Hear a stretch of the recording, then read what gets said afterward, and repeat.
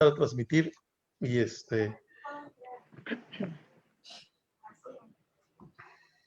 No hay agua, pues.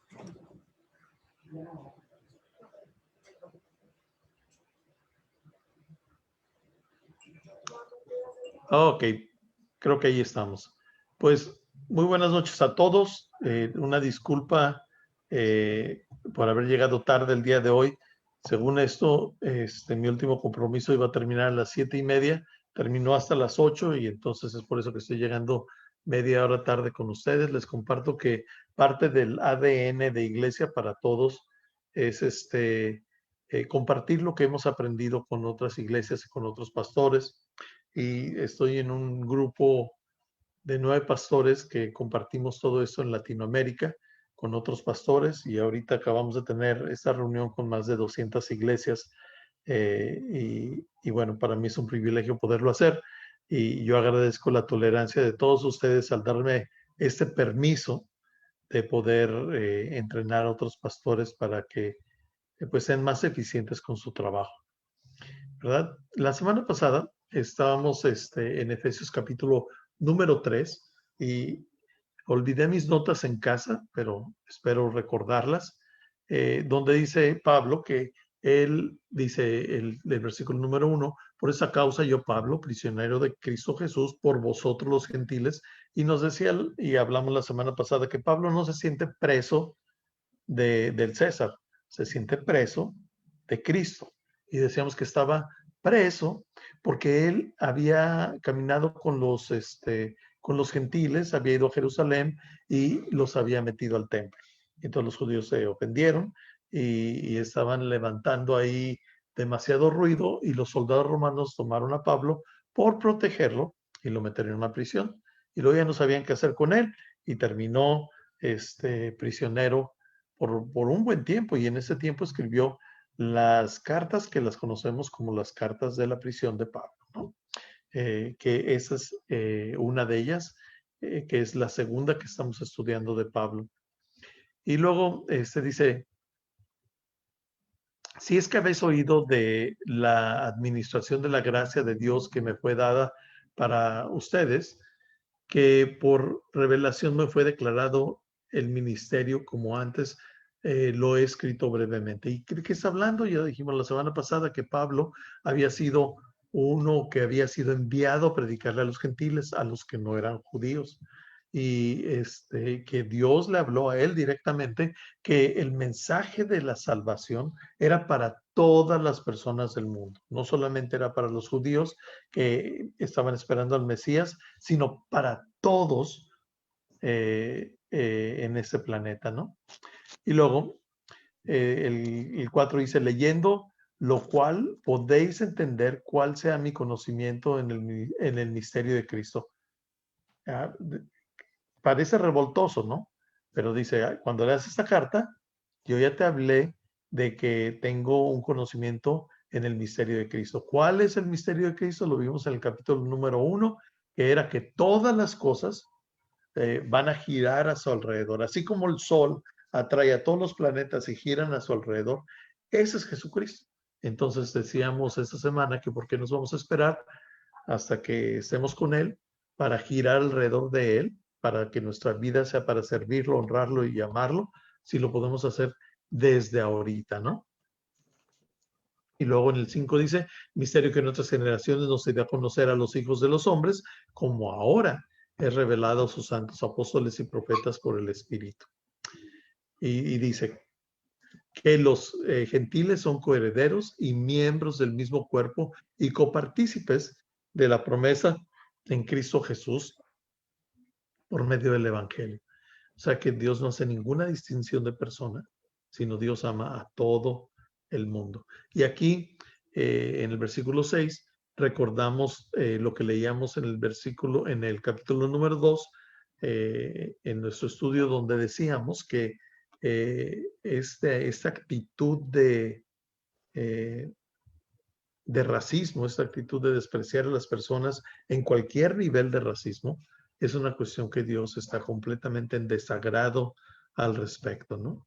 Y eso es muy importante que lo recordemos porque nosotros tendemos a ser no racistas por color, no racistas por nacionalidades, sino por aspectos físicos. Cuestiones que el tatuaje, que a mí no me gusta que la gente esté tatuada, o no me gusta que tengan piercings, o no me gusta lo que sea que no te guste. La Biblia dice que nosotros no debemos hacer acepción de personas bajo ninguna circunstancia. Y hablábamos la semana pasada entonces de que la iglesia tiene que ser una iglesia de puerta abierta para que la gente venga, conozca de Cristo y entonces empiece un proceso de transformación que puede durar, no sé, 6 meses, 3 meses, un mes, una semana, milagrosamente, o puede durar un año en ser transformado, y nosotros tenemos que tener el amor, la tolerancia, la paciencia para seguirlos guiando y, y permitirles crecer, ¿no?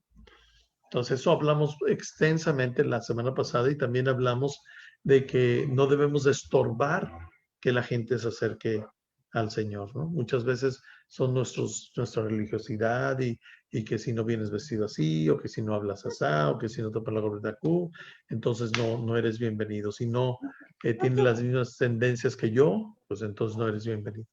Entonces, el verso 7 dice, del cual yo fui hecho ministro por el don de la gracia de Dios que me ha sido dada según la operación de su poder. Otra vez Pablo dice, yo soy enviado para los gentiles, ¿sí? Y luego en el 8 dice, a mí, que soy menos que el más pequeño de todos los santos, me fue dada esta gracia de anunciar entre los gentiles el evangelio de las inescrutables riquezas de Cristo. La palabra inescrutable quiere decir de las cosas que no podemos analizar, que no podemos entender la mente de Cristo. La mente de Cristo es, contra nuestra mente, es como ponerle, no sé, enseñarle álgebra a una hormiga, ¿no? Jamás va a comprender de qué estamos hablando. Pero aquí dice que soy menos que el más pequeño de todos los santos. Fíjese la humildad con lo que está diciendo. Y luego dice, me fue dada esta gracia de anunciar entre los gentiles el evangelio de las inescrutables riquezas. Me llama mucho la atención ese verso, porque hay aquí como que está revuelto la emoción de Pablo, ¿no? Ustedes tienen que recordar que Pablo, Saulo de Tarso, era un asesino.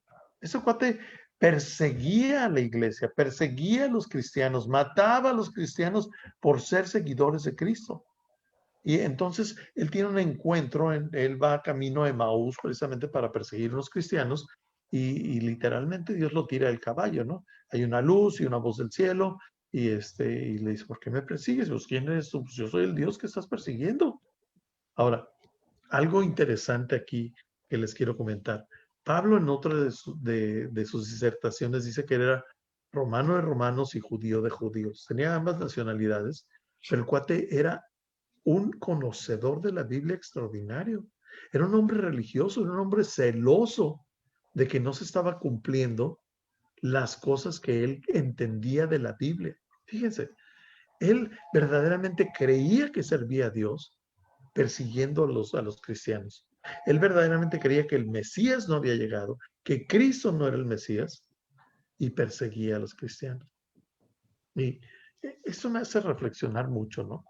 Porque ¿cuánta gente verdaderamente cree que está sirviendo a Dios? Cree que está haciendo cosas por el Señor.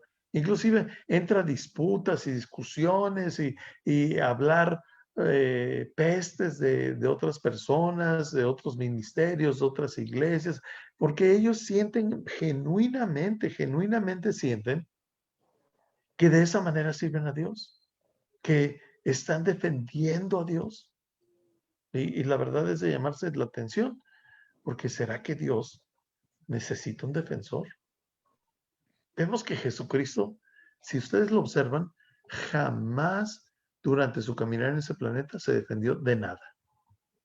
Él no dio excusa absolutamente de nada en su vida. Él simplemente vino a cumplir sus propósitos sin tomar en cuenta las críticas, ni los pleitos, ni la agresividad de los demás. Con los únicos que los ponía en su lugar era con los hombres religiosos, los fariseos, pero porque también lo buscaban, ¿no? Y porque Dios quiso que Jesucristo fuera el instrumento en el cual nos diéramos cuenta que la religión no sirve de nada. La religión no sirve de nada. La relación con Dios es lo que necesitamos tener. La llenura de Dios en nosotros, transformando nuestras vidas a través de la obediencia en nuestra voluntad. Eso es lo que importa.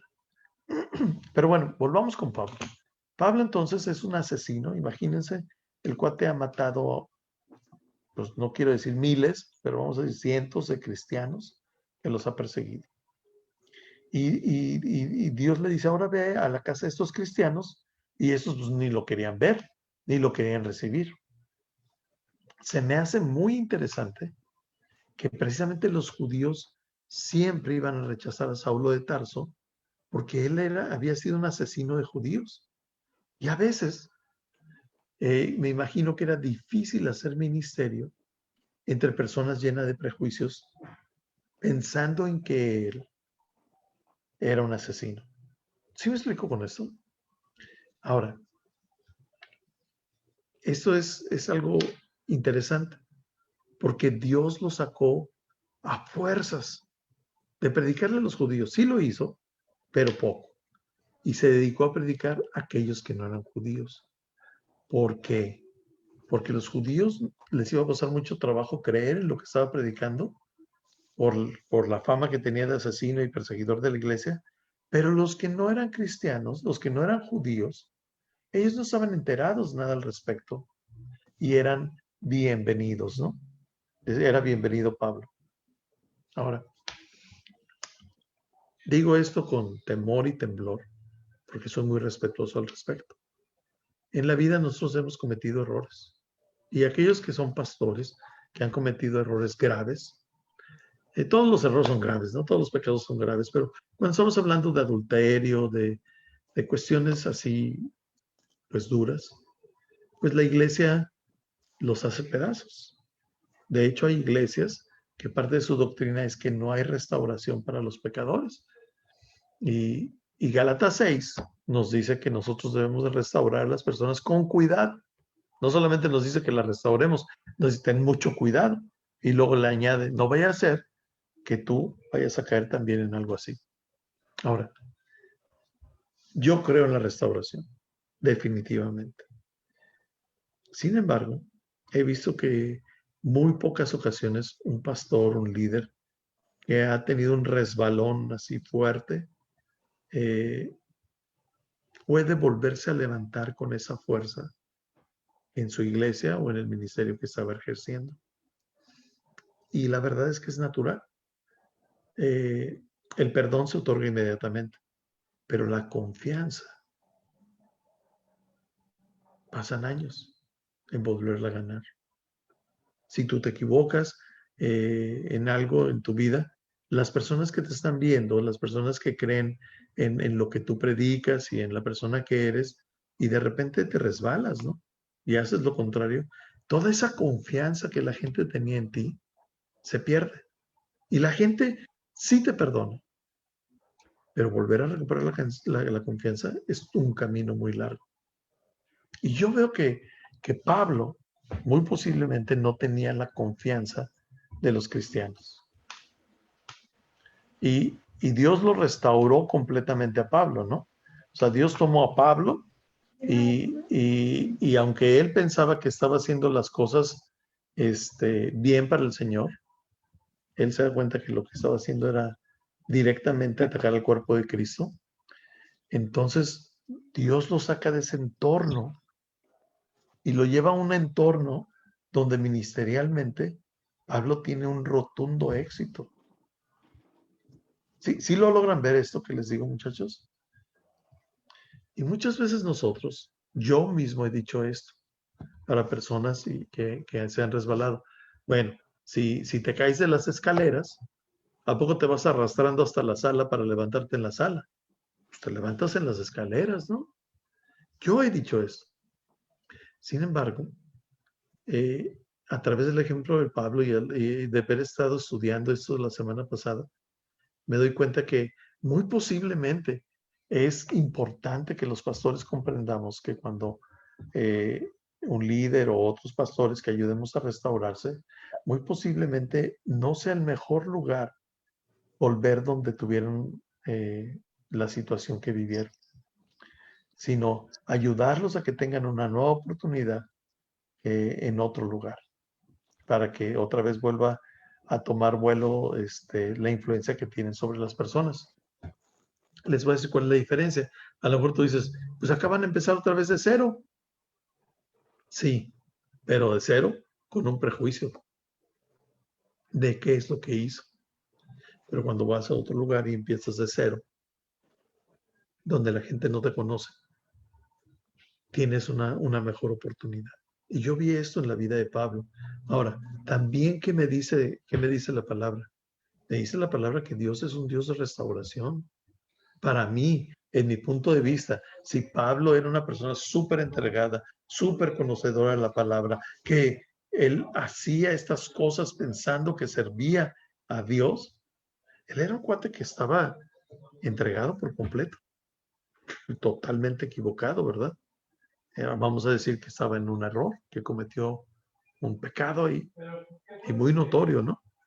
Pero ¿qué fue lo que sucedió? Dios lo tomó y restauró, usó todo lo que él ya sabía de la palabra, de todo lo que ya sabía de tener una relación con Dios, de todo esto lo tomó y lo usó ahora, pero para predicarle a los gentiles. Y gracias a este ADN en la vida de Pablo, que se aventó toda Europa. O sea, Pablo viajó plantando iglesias y después escribe todas las epístolas pablinas, ¿no? Entonces, esto es algo, es una restauración extraordinaria. Y nuevamente yo tengo que decir esto. Dios es un Dios de restauraciones. Dios es un Dios de primeras, segundas, terceras, cuartas, quintas y en nuevas oportunidades.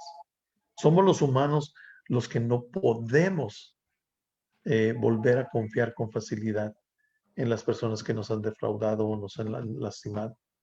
Pero eso no quiere decir que Dios no quiera usar a todas las personas que hayan cometido un pecado, que hayan resbalado, que hayan lo que quieras. Dios quiere restaurar la vida de las personas. Entonces, pensaba que era muy importante comentar esto, porque él dice, yo que soy menos. O sea, se ve en sus palabras el pesar, el sentir, decir, yo soy una porquería, ¿no? Yo no me merezco andar haciendo eso. Y de hecho, lo dice en diferentes ocasiones Pablo en sus cartas. Dice, yo que soy menos que el más pequeño de todos los santos, dice, aún siendo así la vileza, Dios me da esta gracia de anunciar entre los gentiles el evangelio de las inescrutables riquezas de Cristo. Wow. Entonces, este verso sobre la restauración y lo que hace Dios en la vida, la verdad me atoré un muy buen rato cuando lo estuve leyendo. Me chancita tantito aquí, porque... caray. A ver, aquí. Ahora sí. Ok, seguimos leyendo en el verso 9, ¿verdad? Y luego dice, y aclarar a todos cuál sea la dispensación del ministerio escondido de los siglos en Dios que creó todas las cosas. Y uno dice, ay, caray, qué bárbara este verso, no le entiendo nada, ¿no? Entonces lo vamos a desglosar, dice, de aclarar todos cuál sea la dispensación, o sea, los tiempos de Dios, de aclarar cuáles son los tiempos de Dios, del ministerio escondido. ¿Cuál es el ministerio escondido? De que todas las cosas tienen que girar alrededor de Dios, ¿sí? Entonces, dice Pablo, se me dio ese ministerio de predicarle a los gentiles y aclarar a todos cuáles eran los tiempos de Dios, del misterio, o sea, de que todas las cosas habrían de girar alrededor de Cristo en un futuro, ¿no? Ahorita vuelvo a ese verso, el verso 10 dice, para que la multiforme sabiduría de Dios sea ahora dada a conocer por medio de la iglesia a los principados y potestades en los lugares celestes. Y aquí necesito que veas esto, ¿Te fijas que el verso 8, 9 y 7 está hablando de Pablo? Está diciendo, yo Pablo, que soy una basura, que hice, que dije. ¿Se dan cuenta que habla de Pablo? Pero en este verso empieza a hablar de la iglesia. Y esto me parece extraordinario porque dice, fíjate, que es por medio de la iglesia. Wow. O sea, no del individuo. Y yo, la verdad, yo tengo que ser muy sincero. Yo por muchos años he servido a Dios. Por muchos años he sido pastor. Fui pastor de todo lo que te puedas imaginar. Pero llegó un momento en que yo tenía una asociación civil. Y a través de esta asociación civil hacíamos eventos masivos en Tijuana. Y en Tijuana, Mexicali y Ensenada. Y hasta una vez hicimos uno en Rosarito, ¿no? Pero caminaba solo. Y caminaba con un equipo de otras iglesias, pero lo hacía todo eso a nombre de la asociación civil. No sé, a través de 20 años que me dediqué a eso, en un promedio de por lo menos 5 eventos al año, bueno, eran, sí, eran 5 eventos al año en 3 ciudades, eran como 15 eventos al año que hacíamos. Pues no sé cuántos números sume todo esto, ¿no? Pero precisamente porque no lo hacía con la iglesia. No estoy hablando de la iglesia de Tijuana o la iglesia de Cristo, sino no lo hacía con una iglesia en específico. Todos los frutos de estos eventos están dispersos y posiblemente muchos de esos frutos nos hayan atendido. Porque Dios no nos ha llamado a ser un miembro solo, no nos ha llamado a ser un llanero solitario, nos ha llamado a ser un cuerpo en Cristo. Es decir, si la Biblia dice que nosotros somos el cuerpo de Cristo, y ya lo dije unas semanas atrás, pues Dios te ha hecho posiblemente un dedo del cuerpo de Cristo o un brazo o un pie, por decirlo así. Pero si agarras a una mano del cuerpo de Cristo y te la llevas sola por allá, pues no hace nada esa mano sola. No tiene ningún efecto. Pero unida al cuerpo de Cristo, tiene un efecto muy fuerte. Ahora, sí hicimos muchos eventos y mucha gente era edificada, bendecida, muy feliz. Sin embargo, yo te digo como Gerardo Espejel, no avanzamos ministerialmente un día en 20 años. O sea, no quiere decir que no estaba contento haciéndolo, no quiere decir, no, lo único que quiere decir es que todo este esfuerzo hubiera sido una herramienta para que la iglesia avanzara. Pero solo yo no avancé ni un centímetro. Y me costaron muchos años entender esto, que solos nada podemos hacer. Hace unas semanas veíamos que dice la palabra, yo soy la vid, ustedes son las varas. Dice, separadas de mí, nada pueden hacer. Y nosotros tenemos que considerar esto en serio, ¿no? Porque tú puedes tener una visión de lo que me digas que la tengas. Y me puedes decir, es que yo tengo una visión de levantar basura todos los sábados en la playa. Y, y si me dices a mí, oye, ¿podemos levantar la basura en la playa como iglesia? Yo te voy a decir, sí, me parece perfecto, pero ¿sabes cuál es la siguiente cosa que te voy a decir? Organízalo. Y es donde la gente dice, ay, no, espérame, yo no lo quiero organizar. Si lo organizo yo, pues entonces lo hago por mi lado. Y es donde pierde la fuerza. Porque por tu lado, ok, te vas a levantar basura a la playa, vas a hacer un frijol solo levantando basura, no vas a tener presencia. Pero si lo haces con la iglesia, y en vez de ser uno son 5, no te digo 10, no te digo 20, ni te digo 100, y van como una ola y limpian la basura en la playa y se llevan las camisetas iguales y a la vez reparten algunos volantes, van a causar un impacto y van a poderle dar seguimiento a esa gente, pero solo no hay ningún impacto. Nosotros como iglesia repartimos despensas y tú puedes ir solo a repartir 3, 5, 10, 20 despensas y qué suave, ¿no? Y que la gente que te diga, oye, y aquí iglesia, ¿los vas a llevar a tu casa o qué? Necesitamos a la iglesia. Es por eso que Pablo aquí cambia de canal y dice, no se trata de mí, no se trata de que digan, oh, Pablo, sino que dice, para que la multiforme sabiduría de Dios, o sea, toda la sabiduría de Dios, dada a conocer por medio de la iglesia. Y ahorita sigo con esto. Quiero decirte algo sobre la iglesia. ¿Sabían ustedes que no hay un ejército en el mundo, que sea más grande que la iglesia? No hay. ¿Sabías que no hay un canal de distribución más grande que la red de las iglesias? No existe. Por eso yo sigo creyendo que la solución Dios la ofrece a través de la iglesia. Es la iglesia, la novia de Cristo que Dios quiere usar para traer esperanza al mundo. Fíjense, ¿qué va a pasar cuando salga esta vacuna del COVID? ¿Saben lo difícil que va a ser distribuirla en el mundo? Si tan solo los gobiernos dijeran, ok, vamos a trabajar con las iglesias cristianas y vamos a distribuir la vacuna por medio de la iglesia. ¿Sabes en cuánto tiempo esa vacuna se pudiera distribuir a nivel mundial? O sea, casi en todo pueblo, por lo menos hay un grupo pequeño. Hay una distribución impresionante. Tú le dices a la iglesia, vamos a orar y que lo lográramos hacer a través de una red de oración en todo el mundo. ¿Te imaginas? Millones de personas orando.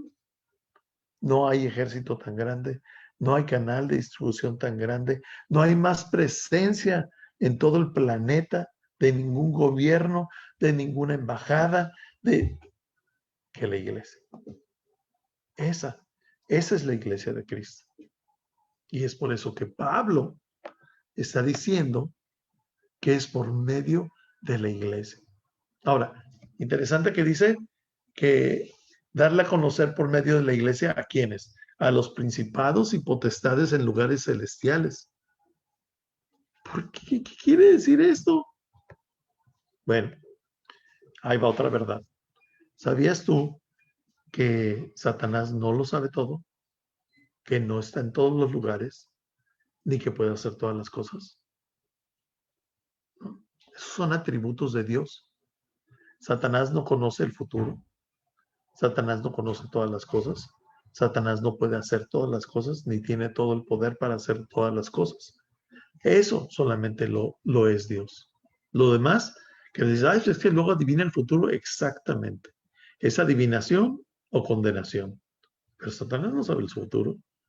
Ahora, cuando aquí dice que es para darle a conocer a las potestades y a los principados, es para que ellos sepan del poder y de la autoridad de Cristo y de la iglesia. Ellos no saben en realidad.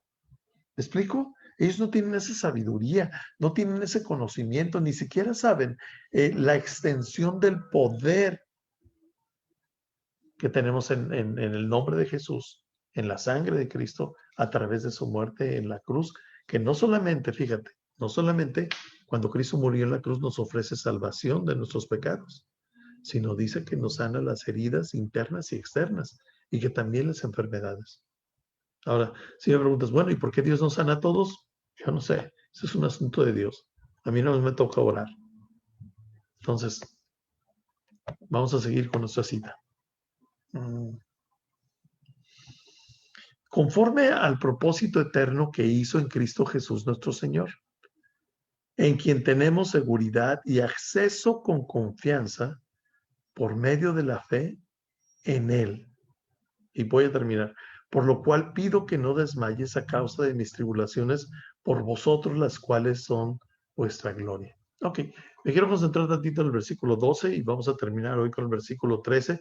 Yo sé que me apuré, pero no quiero quitarles mucho de su tiempo. Dice, en quien tenemos la seguridad y acceso con confianza por medio de la fe en Él. ¿Acceso a qué?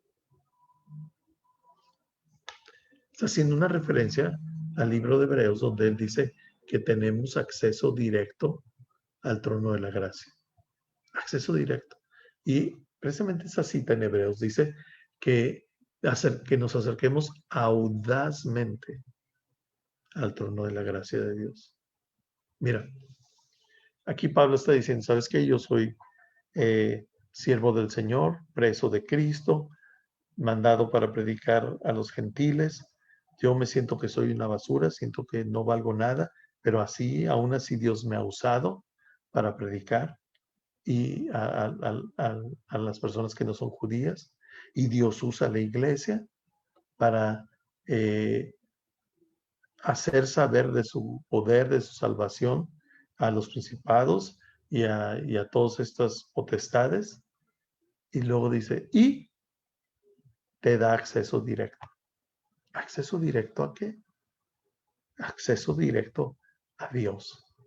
Mira, no sé si ya lo expliqué en otra ocasión, pero lo quiero explicar ahora.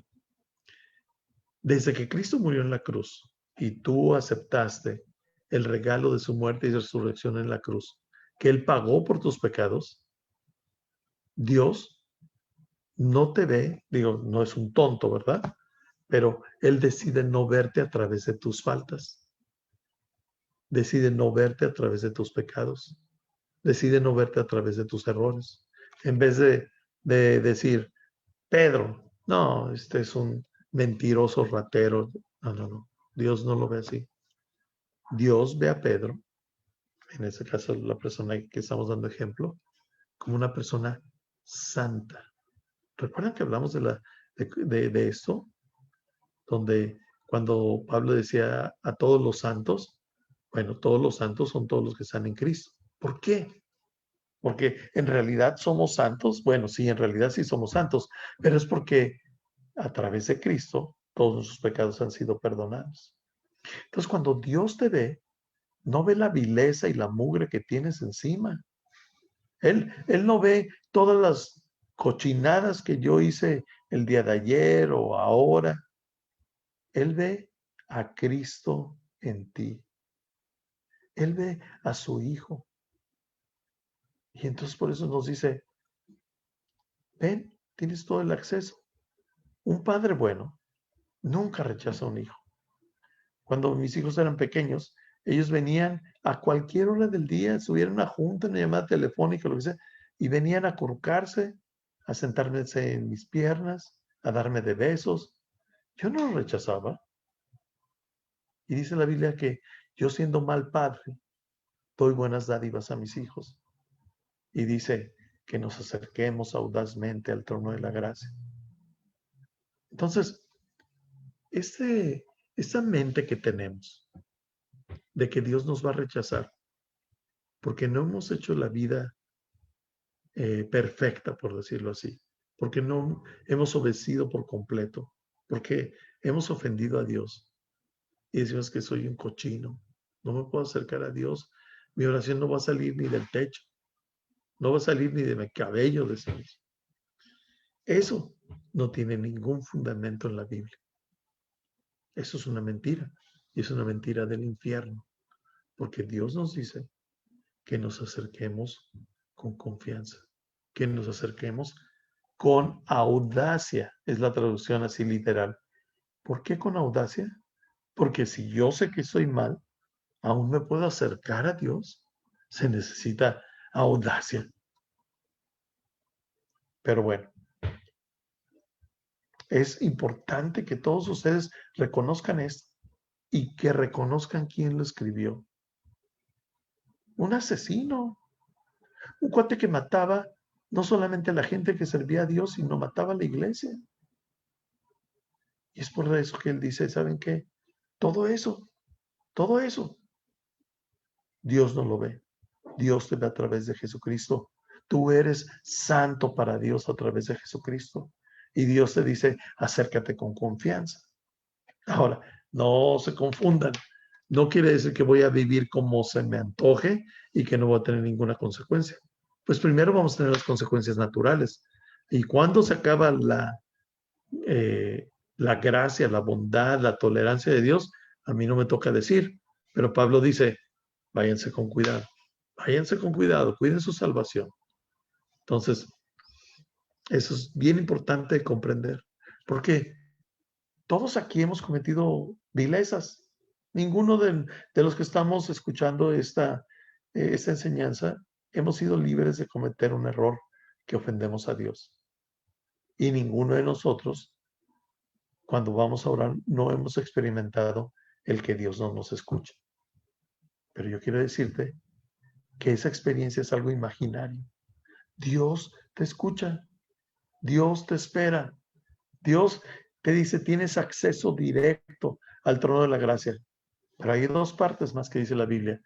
Dice, venid pronto y estemos a cuentas. Si tus pecados fueran rojos, yo los voy a hacer blancos. Pero dice la Biblia, acércate y estemos a cuentas. Ahora, si Dios ya nos perdonó todos nuestros pecados a través de Jesucristo hace 2000 años, ¿por qué tengo que ir con Dios y confesarle mis pecados? ¿Por qué? Si ya me los perdonó hace 2000 años, ¿por qué tengo que volverle a ir a decir? La importancia de la confesión de nuestros pecados, número uno, es reconocer que nosotros estamos mal. Vas delante de Dios y dices, yo reconozco que te he ofendido, reconozco que estoy mal, reconozco que no esa es la manera que tú quieres que yo viva. Número uno. Número dos, le decimos, yo reconozco que lo que tú dices es verdad y que yo debo de vivir a tu manera. Yo reconozco que tienes razón. Número dos. Y número tres, es el momento donde le decimos a Dios, me comprometo contigo. Eso es arrepentimiento. A dar un giro hacia la otra dirección y cambiar mi vida. Ahora, hay algo muy poderoso cuando tú dices estas cosas a Dios. Puedes no decir nada y no hay nada, no hay ningún compromiso. Pero cuando tú haces un compromiso con Dios, dices, yo estoy mal, tú estás bien y quiero obedecerte y te prometo obedecerte, el Espíritu Santo se encarga de estar ahí diciéndote. Ahora, no solamente esa es la razón por la que nos acercamos a Dios.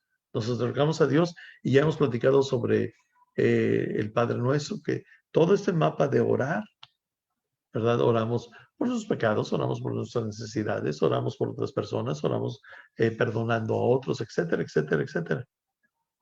No es exclusivo nuestro tiempo de oración para ponernos a cuentas con Dios, pero sí es inclusivo de ponernos a cuentas con Dios cada vez que nos presentamos delante de Él.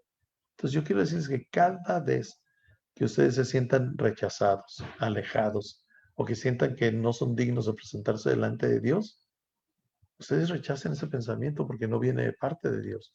Viene de parte del infierno que te está diciendo, ¿sabes qué? La muerte de Cristo no fue suficiente para perdonarte este pecado que acabas de cometer o este pecado que has estado cometiendo. La muerte de Cristo no fue suficiente. Eres una porquería, eres un cochino. Dios no te va a aceptar. ¿Se dan cuenta que nosotros entonces hacemos mentiroso a Dios? En vez de creer su palabra, donde Él nos dice que todo pecado ha sido pagado en la cruz, nosotros decimos, pero este no. Ahora yo tengo que hacer algo para que ese pecado sea perdonado. Y la Biblia dice que para que nadie se gloríe, todo lo hizo Cristo por nosotros. No quiero sonar a que debemos de vivir como se nos pegue la gana. Nada que ver. No estoy diciendo eso. Lo único que estoy diciendo es que tú tienes el privilegio de la gracia de Dios de poder venir y hablar con Él sin ningún impedimento. Ahora, la Biblia sí dice cuando Dios no nos escucha. Se niega a escucharnos. Y puedo hablar de eso, de por qué Dios no nos escucha por mucho tiempo, pero nada más voy a dar un ejemplo, ¿sí? Cuando nosotros los maridos maltratamos a nuestras esposas, Dios no escucha nuestras oraciones. Así de horrible está la cosa. Como que Dios puso un vínculo entre tu relación conyugal y tu relación espiritual. ¿No estás bien con tu mujer? Dice la Biblia que Dios decide no escuchar tus oraciones. Eso está tremendo, ¿eh? la verdad. Ok, terminemos nuestra sección de este capítulo. Termina Pablo diciendo este primer pedazo. Por lo cual, pido que no desmayes a causa de mis tribulaciones por vosotros, las cuales son vuestra gloria. Pablo le dice, ¿saben qué? No se preocupen. Yo sé que saben que yo estoy en la cárcel porque les prediqué a Cristo a ustedes. Pero quiero decirles que no se preocupen. Eso no es normal. Cuando tú haces algo por alguien, quieres que lo sepa y quieres que lo sepa el mundo entero, porque somos humanos, ¿verdad? No queremos que pasar desapercibidos. Queremos pasar apercibidos. Queremos que la gente sepa que fuimos a dar despensas. Queremos que la gente sepa que, no sé, tapamos un bache. Queremos que la gente sepa que fuimos a visitar a otros al hospital. Queremos que la gente sepa que hemos hecho por ellos y que no solamente ellos sepan, sino queremos que muchos sepan. Queremos que sí se preocupen por lo que hemos hecho. Y Pablo lo que había hecho es básicamente defender a los gentiles y lo tomaron y lo hicieron preso por una razón injusta. Y el cuate hizo una apelación con el César Nero para salir de la prisión, pero no duró un año, ni duró 2, ni duró 3. Está pagando el precio por la vida de otros. Y yo tengo que preguntarte a ti, ¿qué precio estás dispuesto a pagar por la vida de otros? Sin recibir ningún crédito. Esto lo estaba estudiando la semana pasada y con eso voy a terminar. Posiblemente esto estés familiarizado con Blondín. Blondín era un malabarista, muy famoso allá en los 50. Ese guante fue el que cruzó cada rato las cataratas de Niágara en una soga. Y entonces, la primera vez que él anunció que iba a cruzar las cataratas, llegaron más de 5,000 personas a verlo cruzar las cataratas de Niágara caminando. Y lo cruzó una vez, y lo cruzó otra vez, y lo cruzó otra vez, y lo cruzó por mucho tiempo. Pero la gente pues ya estaba perdiendo el interés porque pues nunca se caía, ¿no? Entonces Blondín empezó a hacer una serie de cosas, cruzó con una estufa, hizo un omelette en medio de la cuerda, se lo comió ahí, ya cruzó del otro lado, y luego cruzó cargando a su manager, y luego cruzó con un sinfín de cosas. Pero en una ocasión iba a tomar una carretilla y les dijo a la gente, ¿ustedes creen que yo puedo cruzar las cataratas empujando una carretilla y todo? Sí, sí, claro. ¿De veras lo creen? Sí, sí, lo creemos. Y le dijo un señor, a ver, usted, señor, ¿usted cree que yo puedo cruzar? Y él le dijo, sí, yo creo en ti. Y le dijo, ¿crees en mí? Sí, yo creo en ti, creo que puedes cruzar. Tengo toda la confianza que lo vas a lograr. Y entonces Blondín le dijo unas palabras famosas. Le dijo, ok, súbase a la carretilla, pues. Súbase a la carretilla. Y nosotros somos muy dados a decir que amamos a la gente, que nos interesa la gente, que creemos en la gente. Pero yo quisiera dejarte con este pensamiento el día de hoy. ¿A la carretilla de quién te hace falta subirte? ¿Qué tipo de sacrificio y de precio necesitas pagar por esas personas que tú dices que amas, que crees en ellas, que inviertes en ellas? Pablo se fue años a prisión. Y a veces nosotros no queremos sacrificar un poco de comodidad, un poco de nuestra economía. Y por supuesto, no queremos sacrificar de nuestro tiempo. Y Pablo nos reta a través de su vida, diciéndoles, no se preocupen por mí. Estoy pagando con mi vida por haberles hablado el Evangelio. No se preocupen por mí. En esas palabras, Pablo sí se subió a la carretilla de todos esos cristianos. Entonces, los dejo con esa reflexión.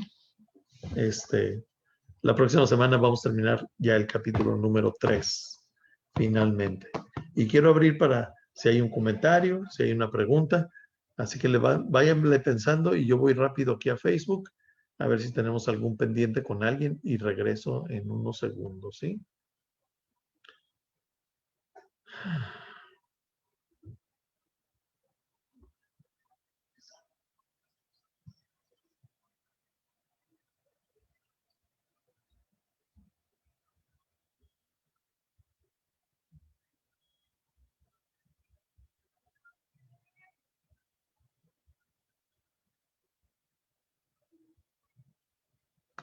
Ok, pues muy bien. Entonces, ¿algún comentario, alguna pregunta? Los había mutado ustedes, pero no, pues no los puedo desmutar, ustedes solo se desmutan. ¿Algo que comentar? Vamos ahora porque si ustedes no preguntan, yo voy a pensar que no aprendieron, sino que ¿qué dijo este cuate? Y como Efesios es muy, muy teológico, me interesa que lo entiendan bien, bien, bien. Se dan cuenta que hay versos que ni siquiera nos damos cuenta que dice algo y lo empezamos a desglosar y lo empezamos a desmenuzar y ay, caray, dice mucho. Alan, buenas noches, qué bueno verte, mano. Bueno, saber que estás por ahí entre las penumbras.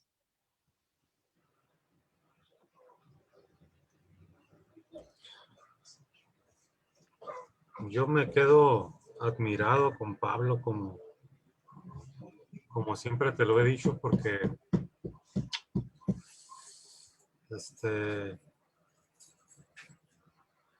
ese cambio de sicario a radical, y es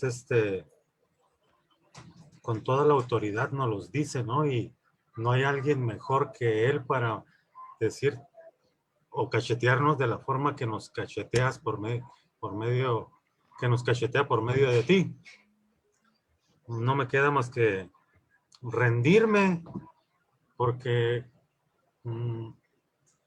cualquier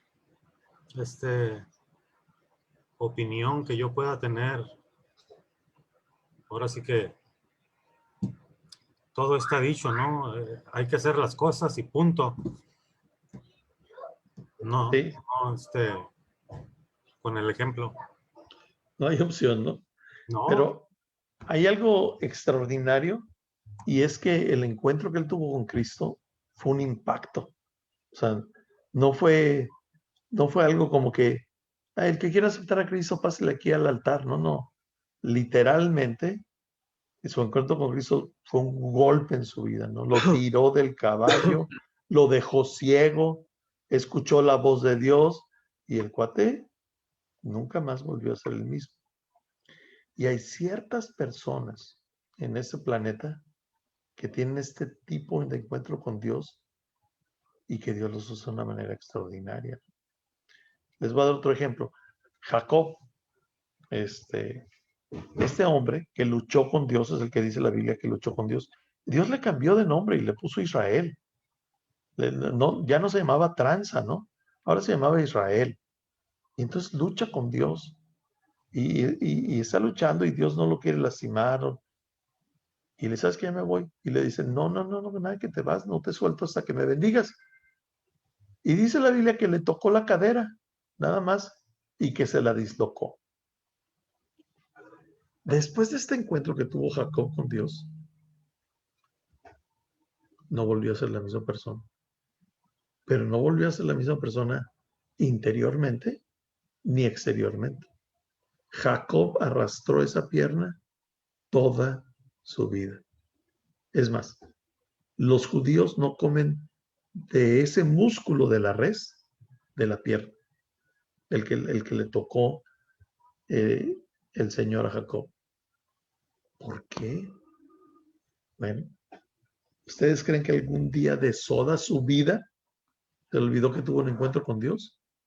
te arrastraba la pierna todos los días, si llegaba a la mitad de la velocidad donde todos llegaban, él llegaba un rato después. Un encuentro extraordinario con Dios. Es Ahora, que sí, en estos días que he estado pensando en la palabra y digo yo, pensando en Pablo, pensando en Jacob, lo que tú estabas diciendo, y pensando en Dios, ¿no? En realidad era necesario que él viniera, bajara, muriera. Pues no, él pudo haberlo hecho así como dar la orden, ¿no? Pero me asombra toda esa gente que se convirtió porque testificó, o sea, pudo ver a Jesús que murió y pudo en esa época testificar que Jesús caminó por 40 días después de haber muerto. O sea, todo esa, pues Pablo fue uno de ellos y siendo se podríamos decir que el más buscado del FBI en ese momento, se convirtió en el más bendecido, o sea, un cambio radical. ¿Y cómo puede pasar eso? ¿Cómo pueden los apóstoles Pedro morir de la manera en que murió? Solamente habiendo sido testigo de algo tan magistral, tan increíble como fue conocer a Jesús, verlo morir y verlo vivo otra vez. O sea, no hay otra. Y, y obviamente a quien se le aparezca va a cambiar su vida totalmente. Ojalá así un día es. se nos apareciera. Bueno, pero que no se te aparezca como se le apareció, ¿no? A Jacob, que te deje cojo el resto de tu vida. ¿Tú O crees que como, le importó? ¿Tú crees que le importó?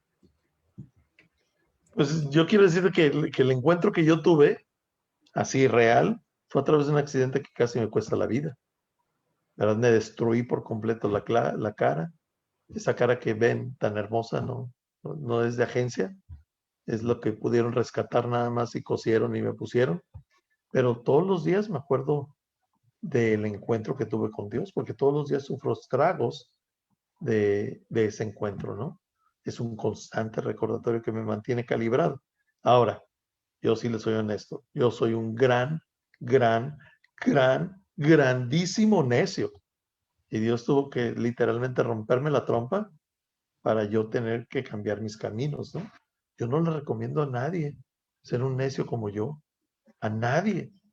Les recomiendo ser dóciles, obedecer la voz de Dios, escuchar.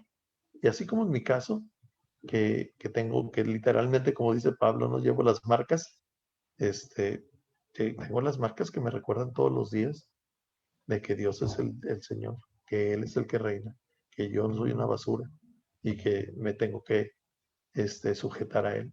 Ahora, no le recomiendo a nadie tener un encuentro ni como el de Pablo, ni como el de Jacob, ni como el mío. Les recomiendo tener un encuentro con Dios voluntario y, como les decía, ¿no? Ser flexibles a obedecerle y a servirle. Pero impresionante, impresionante. ¿Alguien más quiere comentar algo?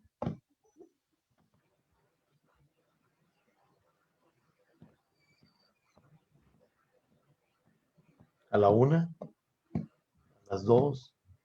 Si no, yo los voy a escoger. Hoy estaba escuchando a mi comadre, Kate, que estaba hablando de los tesoros de la oscuridad. Probablemente ya traduciste. Híjole, En la tristeza. sí. O Sí. sea, en tu caso, o el de Pablo, o el de Jacob, que están pasando por un momento oscuro, ¿no? Para nosotros. O alguna situación donde no quieres estar, donde encuentras unos tesoros que te marcan la vida. Así es. Lo que pasa es que nosotros podemos tomar la adversidad y amargarnos. Tomar la adversidad y vengarnos. O tomar la adversidad y humillarnos. Y permitir que Dios use nuestro dolor para sanar la vida de otros. Ahora, la verdad es que es un privilegio pasar por algunos sufrimientos, ¿no? Porque Dios dice, yo sé que tú, creo en que tú puedes superar esto. Yo creo que tú vas a salir conmigo del otro lado, porque quiere usarte.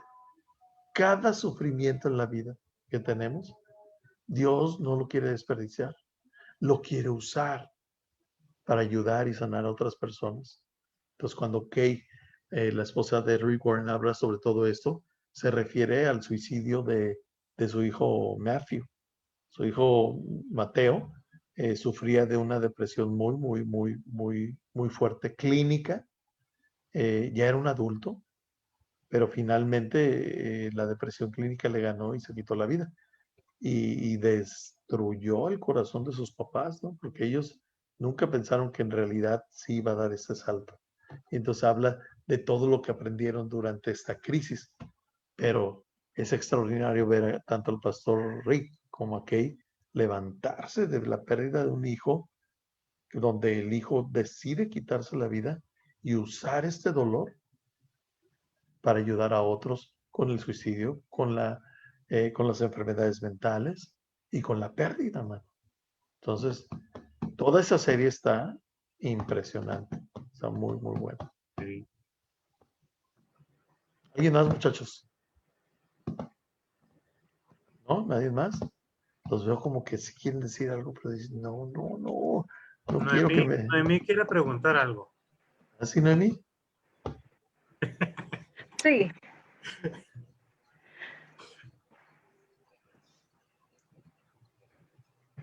Muy buenas noches a todos. Buenas noches.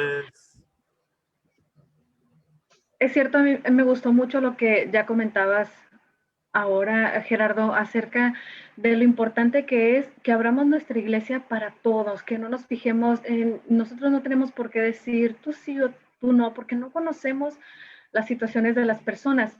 Es, por ejemplo, no sé, si de repente ya les ha pasado,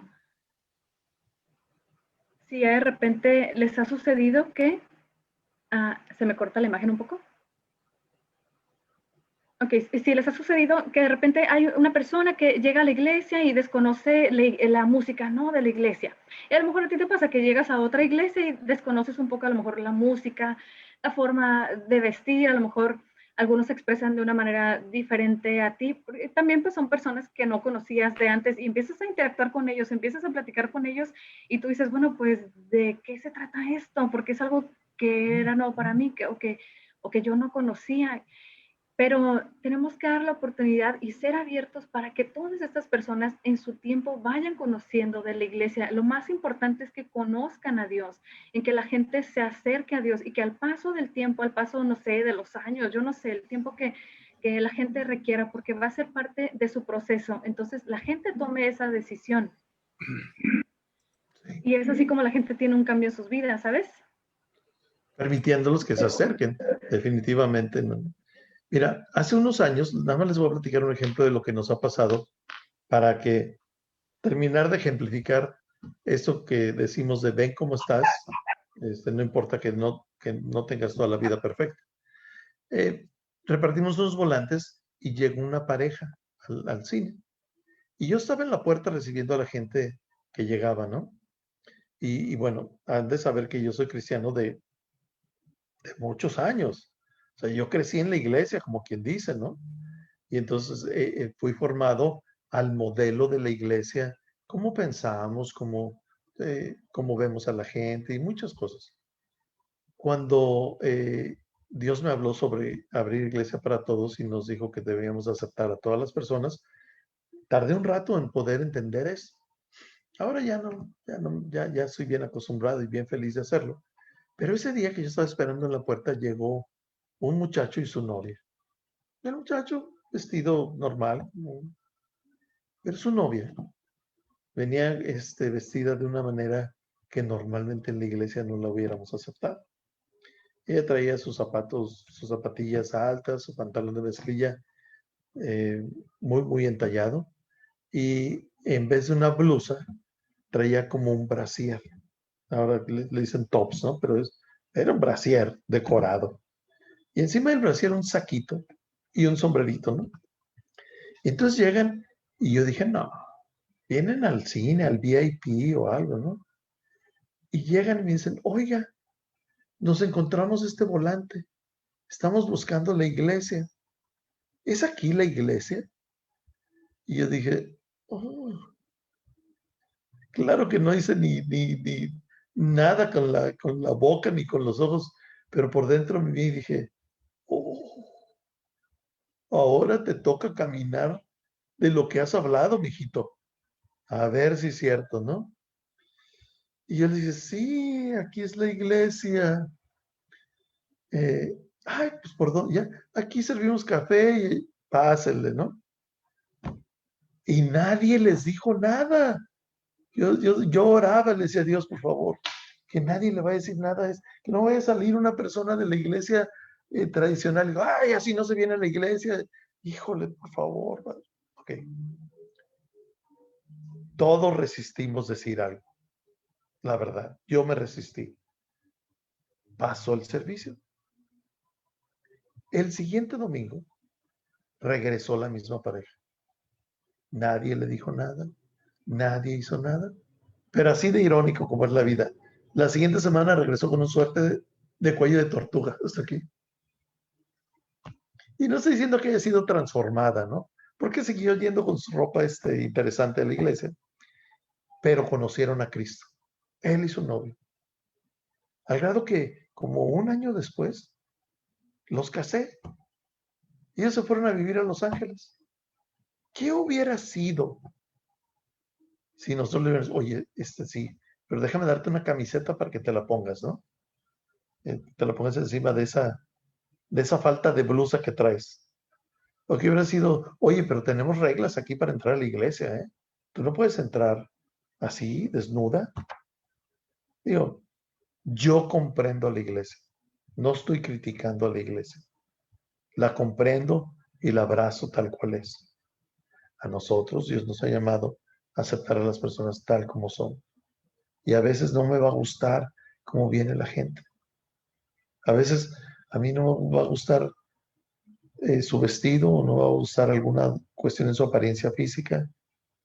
Les platico otro caso, rápido, nada más para que sepan. Un día estábamos en la iglesia y y estaban pasando los partidos del mundial en vivo en el cine.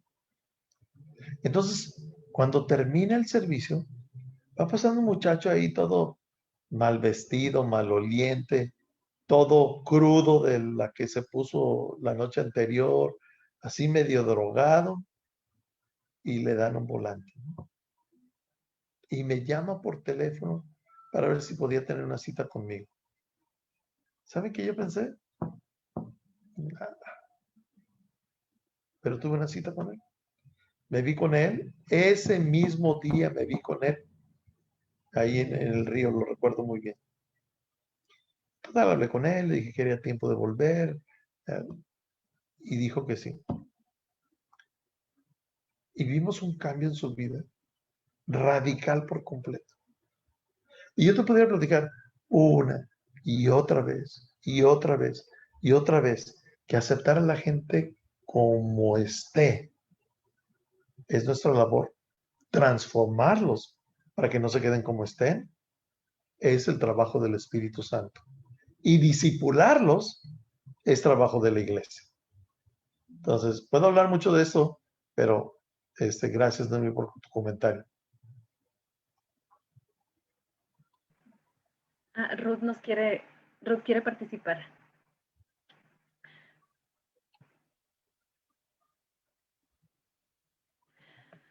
Dice Ruth, sí, precisamente nos da mucho gusto también cuando se construyen nuevos edificios, nuevas iglesias, porque nosotros sabemos que va a haber más oportunidad para que la gente pueda asistir. Es verdad, es una nueva oportunidad el poder asistir también a una iglesia.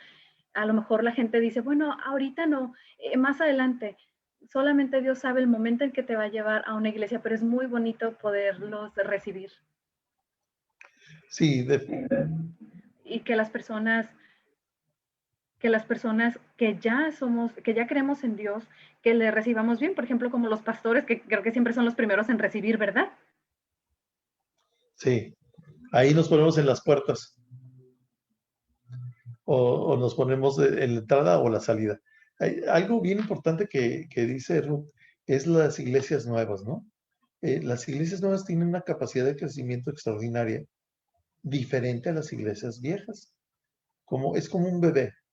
Nace un bebé y en los primeros 7 años tú dices, ay, ¿qué pasó? Es más, hasta los 20 años, ¿no? Y de los 20 a los 70 ya no crece. Bueno, las iglesias recién plantadas así son.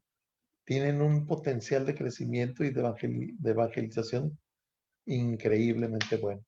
Es por eso que en Iglesia para Todos creemos mucho en plantación de iglesias. Es por eso que apoyamos una plantación de iglesia en Mérida, y estamos pensando plantar otra iglesia en otra ciudad aquí en Tijuana, o en otra ciudad aquí en México.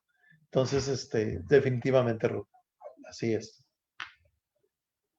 ¿Alguien más quiere comentar algo, muchachos? ¿Ya nadie más? ¿Tú, Lupita, quieres decir algo más?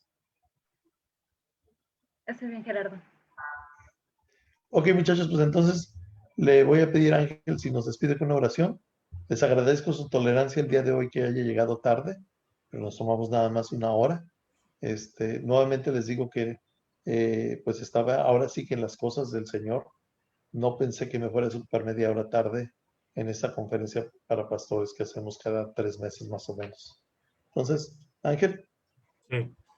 Gracias, Padre, te damos por esta reunión, por esta oportunidad, por este privilegio de poder crecer, de poder aprender y sobre todo de poder relacionarnos contigo, Padre. Que eso es lo que hace tu palabra cuando nosotros la escuchamos, te escuchamos a ti y podemos relacionarnos contigo. Te doy gracias por cada uno de mis hermanos aquí presentes, por Denise, por mi pastor Gerardo, por Alan, por Cintia, por Germán, por Noemí, por Ruth, por Eloy. Gracias, protégelos, bendícelos y que atesoren en ellos este tesoro que tú nos das, Padre, y lo puedan practicar en sus vidas. En el nombre de Jesús te damos gracias. Amén. Amén. Ok, muchachos, muy bien. Los espero la próxima semana. Les prometo no llegar tarde. La próxima semana no tengo conferencia para pastores. Dios les bendiga. Buenas noches. Buenas noches, bendiciones a todos.